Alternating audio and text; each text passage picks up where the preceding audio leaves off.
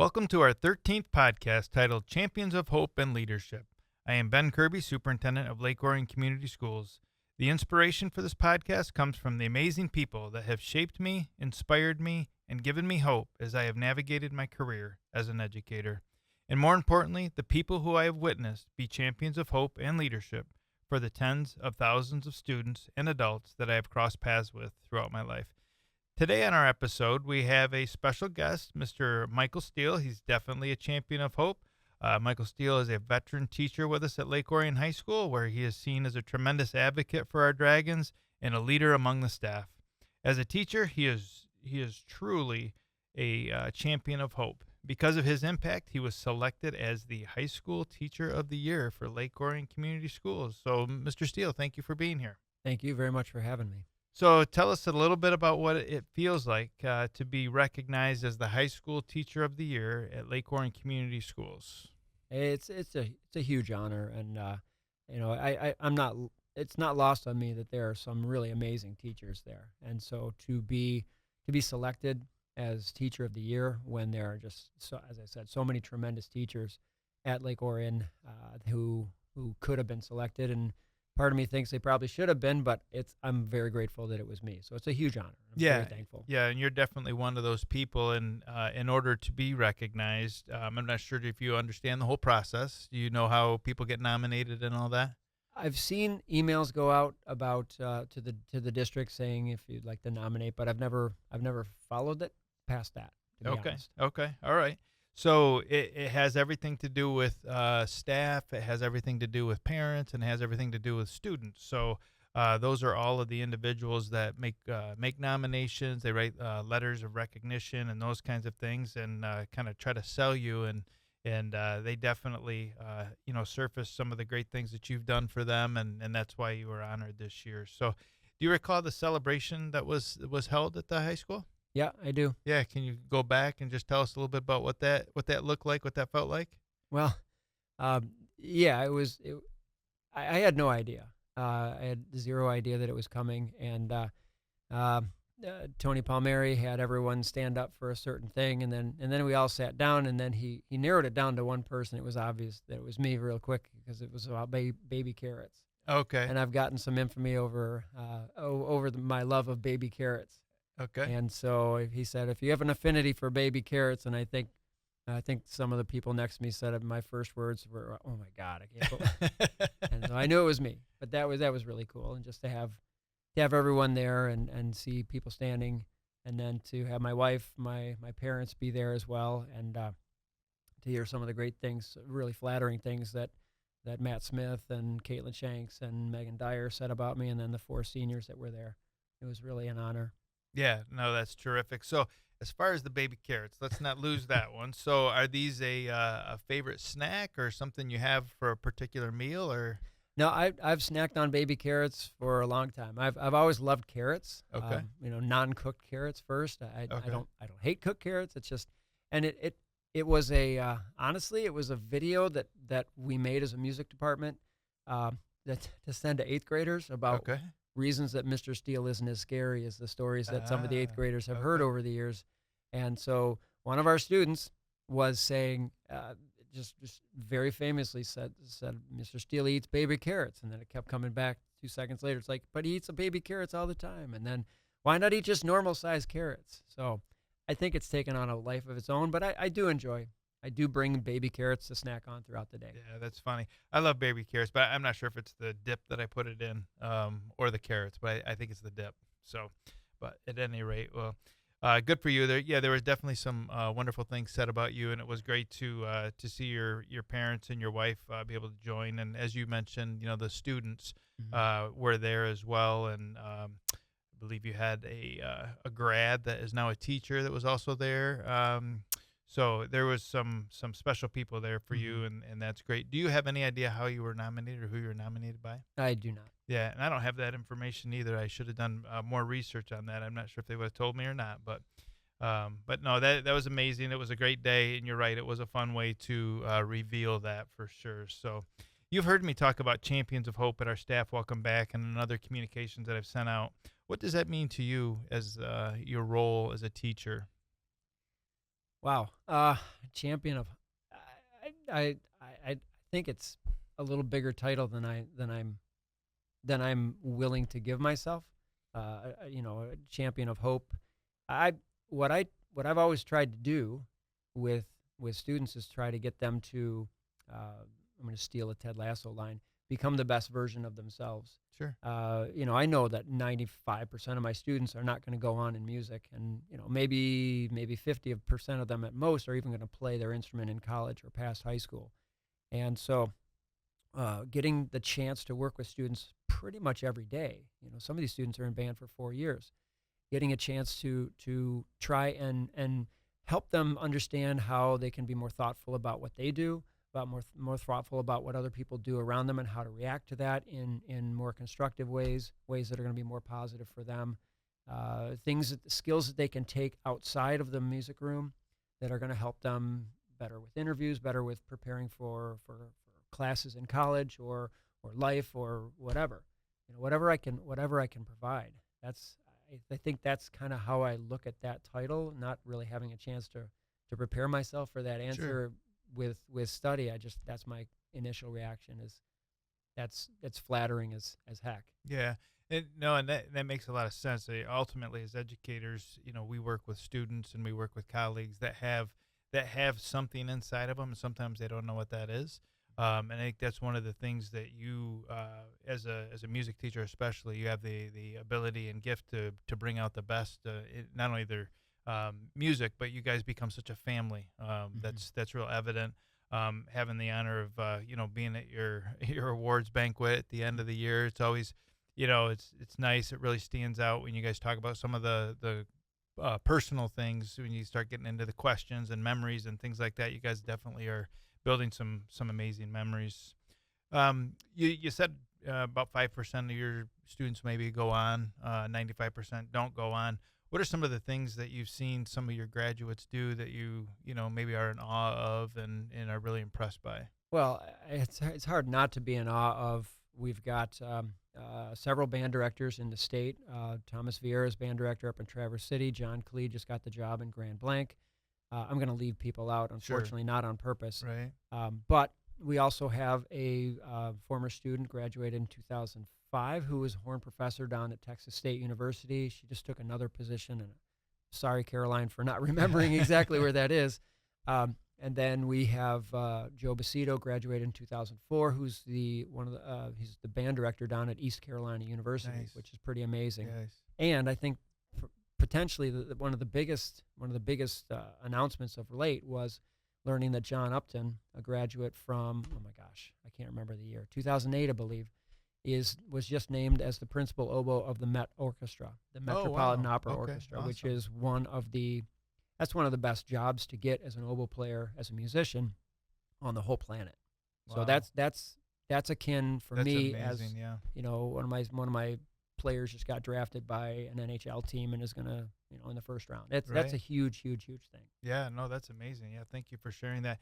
And myself as a leader, it's always a goal to multiply leaders, and with everything you just said, you certainly have done that. Whether you set out to do that and those kinds of things, but that's definitely the type of impact that you have had. So tell us about your journey that has gotten you into education. I know you're probably at the latter half of your career, but it started somewhere, somehow. Yeah. Share that with us. Well, it's kind of a joke that in high school, our band had a concert where seniors could perform either a solo or conduct, or and I chose to conduct. And I think the conducting was chosen for me by my band director. He just said, "Mike, you're going to do this," and I conducted 25 or 6-4 by Chicago. And as a joke, at our end of the year band banquet, I got the paper plate award, most likely to replace Ralph. Ralph was the name of our band director. Okay. And I first thought was, yeah, right. There's no way I'm going into this. I always thought I'd be a performer. I always thought I'd be a performing percussionist, performing musician. That's just the only thing I ever considered, other than astronomy. And I know that doesn't seem related, but I actually went to Case Western Reserve to double major in music and astronomy.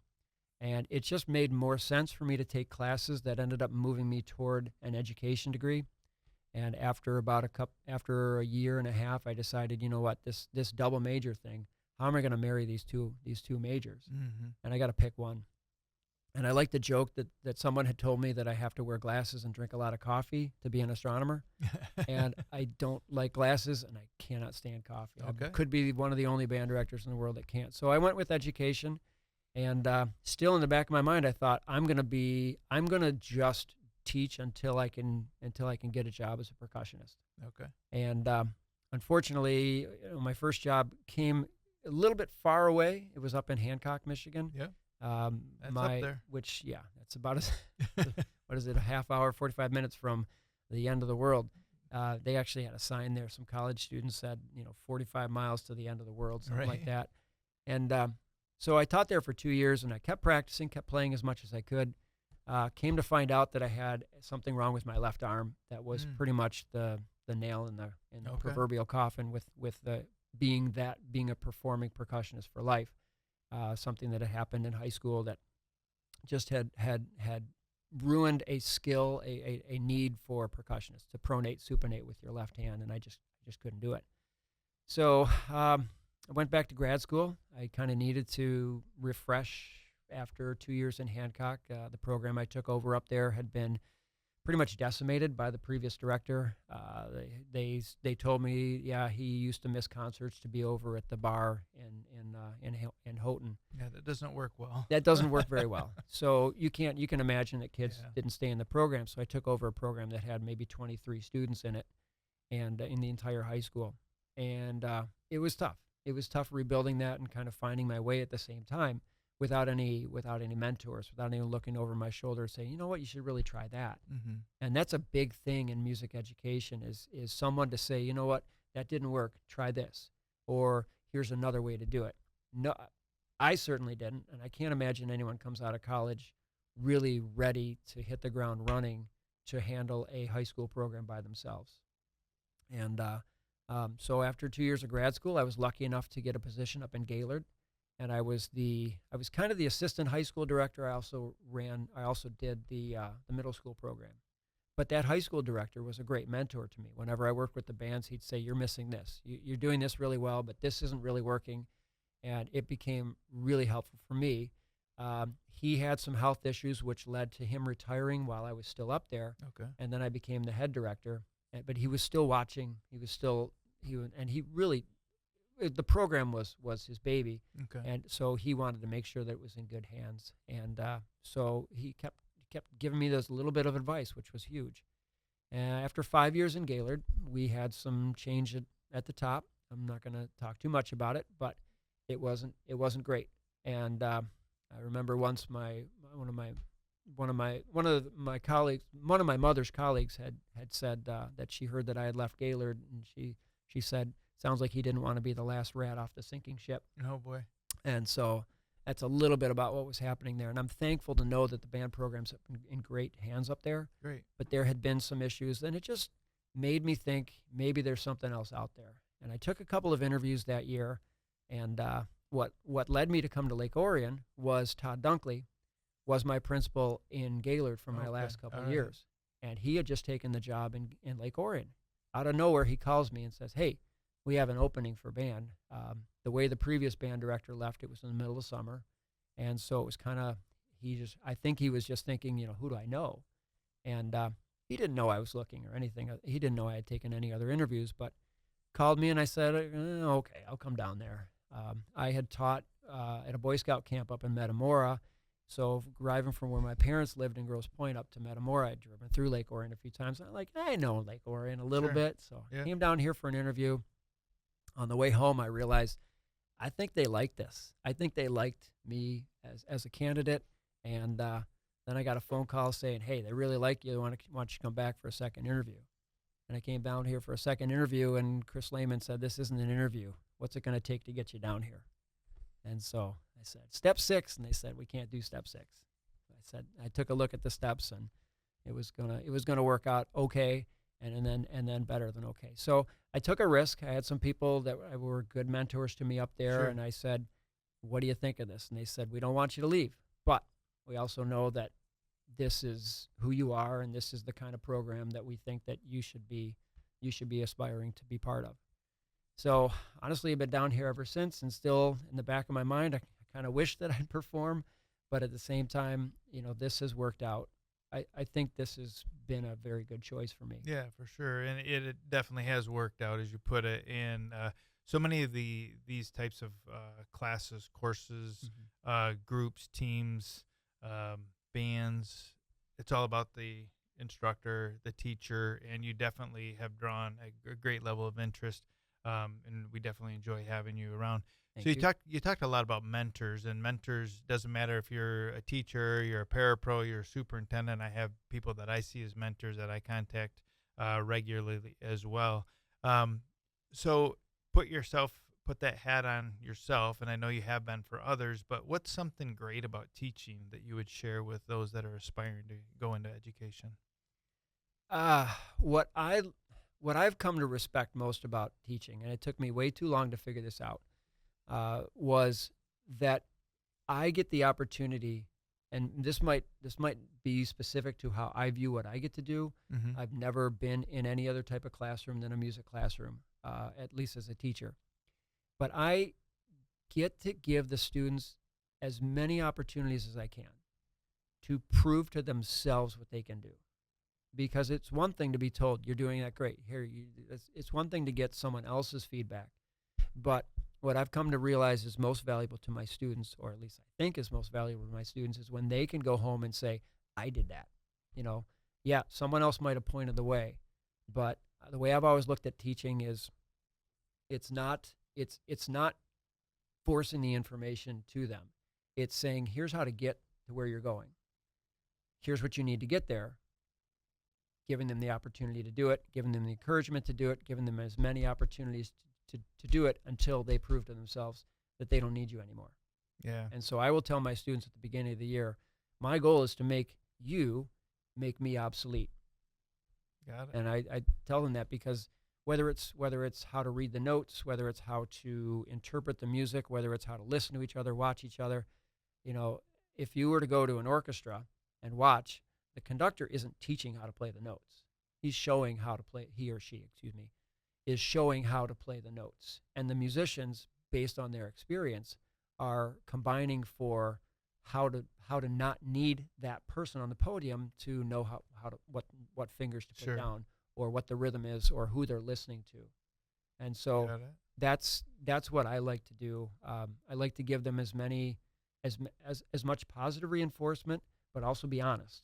Yeah, I want to be honest and say, I'd love to say that you're doing your best, but I don't believe you are. right. And that's a So, tough message sometimes. so you definitely are doing some things right. You got Teacher of the Year this year, and probably Yeah. could get it year after year. But we do have to share that honor with others. But you also have been recognized a few other times Yeah. this year for the difference that you've made in the classroom. Would you mind sharing that with us? Well, yeah, I got an email in, I believe it was June, saying you've been nominated for the Barry Manilow Outstanding Music Teacher, or Manilow Music Award winner. Mm-hmm. And I thought, what is this? And I looked into it, and I thought I found some other people that had won it, and I thought, it's actually a real thing. Yeah, I didn't really know that it was a real thing. How do you know when you get an email from someone saying that Barry right. Manilow is going to potentially give you an award? And so I shared it with some people, and then it got out of control. I mean, that's like the email version of going viral.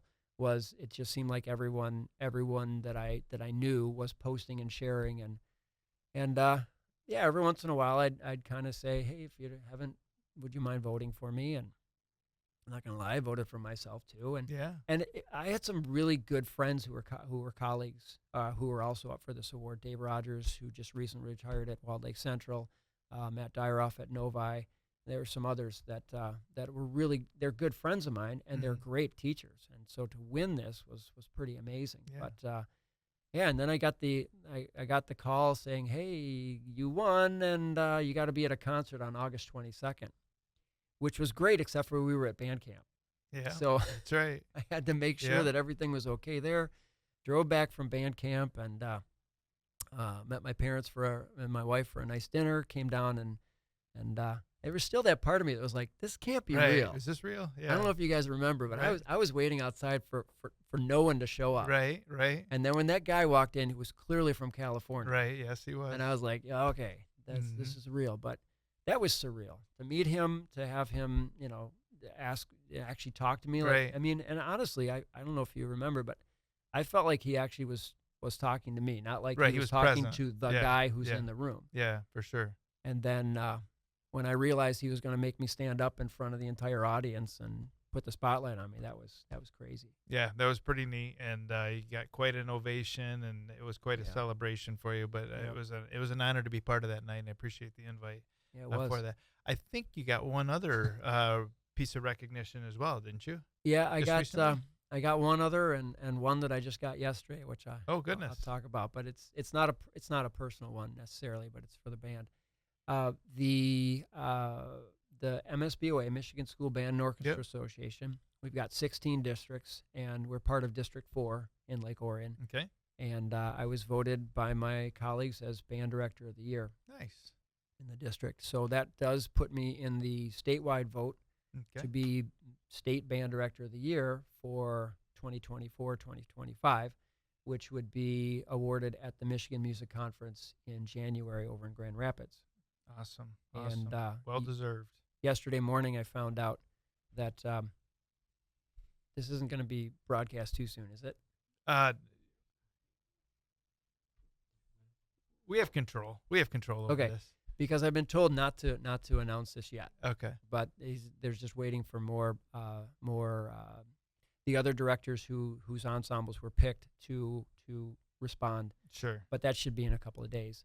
But the State Music Conference, having an ensemble perform at the State Music Conference is the highest honor that a musical ensemble can have in the state of Michigan. There are something like 15 to 16 that are performing every year from across the state, and that's orchestras, choirs, bands, high school, middle school level. And the wind ensemble at the high school was selected to be one of the honored featured ensembles to perform at the 2025 Michigan Music Conference. So Yeah, that's fantastic. we're really proud of that. Yeah. We did it in 2004 at Hill Auditorium. That was huge, great experience, great exposure, great just a great honor for the program. And then we did it again in 2010 over in Grand Rapids. Yeah, no, that's amazing, and thank you for sharing that, and we definitely will keep that in mind. So thank you for the inspiring work that you are doing with our students. So we thank your wife and your pet cat, Charlie, is that right? It is Charlie. Charlie, He's a little bit of a nut. Yeah, well, thank you for them for sharing you with the Dragon Nation. You're a true champion of hope for our students and staff. We appreciate your work. We look forward to bringing another guest as we find another difference maker. Thank you for listening today.